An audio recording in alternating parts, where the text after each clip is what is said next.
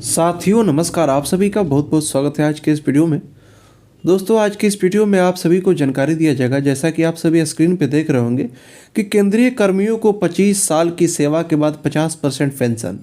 केंद्रीय मंत्रिमंडल ने एनपीएस के बदले यूपीएस को मंजूरी दे दी है। ठीक है, तो ये हालांकि चुनाव में भी जो लोकसभा का चुनाव था उस समय भी ये मुद्दा बना हुआ था और काफ़ी गर्म मुद्दा था ये एनपीएस और यूपीएस का, यानी कि पेंशन स्कीम को लेकर के। तो यूपीएस की जो मंजूरी मिली है उसमें क्या बेनिफिट होगा और एनपीएस से यह कैसे बेहतर है, इस सारी चीज़ों पे हम लोग डिटेल में बात करेंगे। एक बार मैं जो कंटेंट दिया हुआ है पेपर के कटिंग में आप सभी को मैं उसको समझा भी देता हूँ।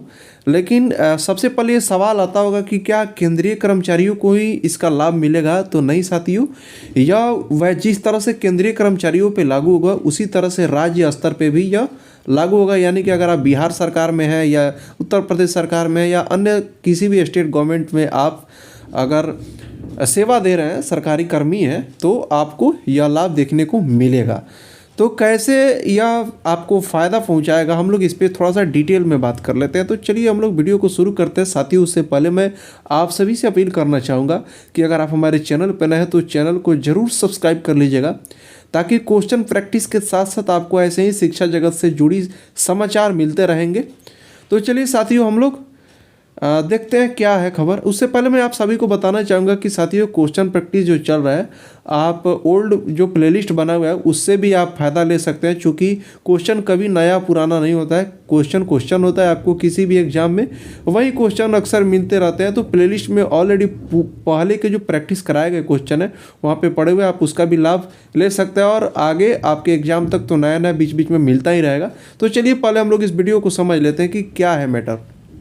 तो देखिए खबर है कि केंद्रीय कर्मचारियों के लिए न्यू पेंशन स्कीम एनपीएस की जगह अब यूनिफाइड पेंशन स्कीम यानी कि यूपीएस की जो स्कीम है, यानी कि एकीकृत पेंशन योजना को मंजूरी दी गई है। प्रधानमंत्री नरेंद्र मोदी की अध्यक्षता में शनिवार को हुई केंद्रीय कैबिनेट ने मंजूरी दी है। नई स्कीम में कर्मचारी को 25 वर्ष की सेवा के बाद आखिरी वर्ष के औसत वेतन के 50% के बराबर पेंशन मिलेगी। यानी कि जैसे कि आप जब जॉब में हैं और आपका 25 वर्ष जब पूरा हो जा रहा है, आप जब आखिरी, जैसे कि मान लीजिए आप 24 वर्ष नौकरी कर लिए, 25वां वर्ष आपका चल रहा है नौकरी करते करते, उस समय आपका वेतन मान लीजिए आपका वेतन 80,000 हो गया या 70,000 हो गया। ठीक है, तो उस समय जब आप मान लीजिए 70,000 आपके आज से 25वां वर्ष आपका जो सैलरी हुआ है, तो उसका 50% यानी कि लगभग 35 से 40,000 के बीच में आपका पेंशन बनेगा। कहने का मतलब ये है। केंद्रीय मंत्री अश्विनी वैष्णव ने कैबिनेट फैसले की जानकारी दी। उन्होंने बताया कि यूपीएस 1 अप्रैल 2025 से लागू होगी, यानी कि 1/4/2025 से यह लागू होगी। इसका लाभ 23 लाख कर्मियों को मिलेगा। राज्य सरकारी यूपीएस को लागू करती हैं तो कुल 90 लाख कर्मचारियों को इसका फ़ायदा हो सकेगा। तो साथियों अब सवाल ये उठता है कि राज्य सरकार लागू करेगी तब, लेकिन मुझे ऐसा नहीं लग रहा है कि खासकर जहाँ पे एनडीए का गवर्नमेंट है, स्टेट गवर्नमेंट में जैसे आपका बिहार पूरी तरह से इससे प्रभावित होगा। बिहार में बिल्कुल यह लागू होने जा रहा है। तो बिहार सरकार भी अगर इसको लागू कर लेती है तो 90 लाख कर्मचारियों को इसका लाभ मिलेगा। और मुझे ऐसा लगता है कि यह एक मुद्दा बन जाएगा।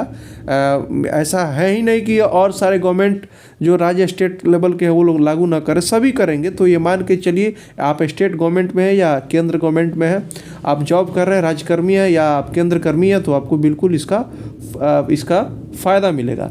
यूपीएस के लिए सरकार 18.5% का योगदान करेगी। देखिए होता क्या है, जैसे कि एनपीएस में आपके जो मिलते हैं उसका 10% आप उसका कट जाता है और उसमें 14 पॉइंट कुछ सरकार उसको अपने तरफ से उसमें मिला करके आपके जो अकाउंट है एनपीएस अकाउंट उसमें क्रेडिट करती है, जमा करती है। लेकिन यूपीएस में क्या होगा कि आपका कटेगा नहीं, सरकार अपने तरफ से 18.5% आपके आय का वो अपने तरफ से जो आपका रुपया होगा वो जमा करेगी और वो आपको सेवानिवृत्ति के बाद, यानी कि आप जब रिटायर होंगे तो एक मुश्त में भुगतान के भी प्रावधान किए गए हैं और साथ ही पेंशन भी आपको मिलेंगे।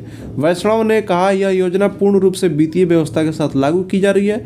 यह कांग्रेस शासित कुछ राज्यों की योजनाओं के तहत कोई खोखला वादा नहीं है। तो यहाँ पे राजनीतिक व्यंग है, इसको हम लोग डिफाइन नहीं करेंगे, पूरी तरह से ये समझ लीजिए कि आपको यह फ़ायदा मिलने जा रहा है। एक बार चुन सकेंगे विकल्प। उन्होंने बताया कि एनपीएस में सरकार अपनी ओर से 14% अंशदान करती है, इसे बढ़ाकर 18% कर दिया गया है। कर्मचारियों को एनपीएस से यूपीएस से चुनने का विकल्प केवल एक बार के लिए होगा आपको, यानी कि कहने का मतलब है कि आपको विकल्प मिलेगा कि आप क्या चूज कर रहे हैं। आपको इच्छा है तो एनपीएस चूज कीजिए या यूपीएस चूज कीजिए। आपको उस समय बहुत जल्द 1 अप्रैल के लगभग में ये सारी चीज़ें धीरे धीरे क्लियर हो जाएंगी। आपको मिलेगा इसका प्रावधान, जो भी होगा गवर्नमेंट का, जो भी होगा विभाग का आदेश, उस तरह से आप उस आलोक में काम करेंगे, आप स्वेच्छा से चूज करेंगे, आपको बेनिफिट मिलेगा। तो थोड़ा सा हम लोग इधर देख लेते हैं, यहाँ पे जो क्या दिया हुआ है। 18.5% अंशदान नई स्कीम में केंद्र सरकार करेगी। मैं जैसा कि समझा दिया हूँ। एकीकृत पेंशन योजना यूपीएस के तहत सरकारी कर्मचारी अब सेवानिवृत्ति से पहले अंतिम 12 महीनों मिले औसत मूल वेतन का 50% पाने का हकदार होंगे। ये भी मैं आपको समझा दिया हूँ। आगे हम लोग देख लेते हैं क्या है। देखिए, एक बार हम लोग समझ लेते हैं एनपीएस क्या है। राष्ट्रीय पेंशन प्रणाली 1 अप्रैल 2004 के बाद सेवा में शामिल होने वाले सरकारी कर्मचारियों के लिए लागू है। यह पेंशन योजना एनपीएस से पहले के कर्मचारियों के लिए लागू परिभाषित लाभ के बजाय योगदान के आधार पर लाभ देती है। नई योजना में लाभ न्यूनतम 10 साल तक की सेवा अवधि के लिए अनुपातिक रूप से पेंशन दी जाएगी। एनपीएस खाताधारक अब यूपीएस का विकल्प चुन सकते हैं। ठीक है, यही चीज़ मैं समझा रहा था कि आपके ऊपर डिपेंड है, आप चूज करना क्या चाहते हैं। आपको चूज करना ही होगा, चूज कर लीजिएगा। इसमें क्या दिक्कत है, इसमें बेनिफिट ही है, जो अगले वित्त वर्ष की शुरुआत से सुनिश्चित पेंशन देगी।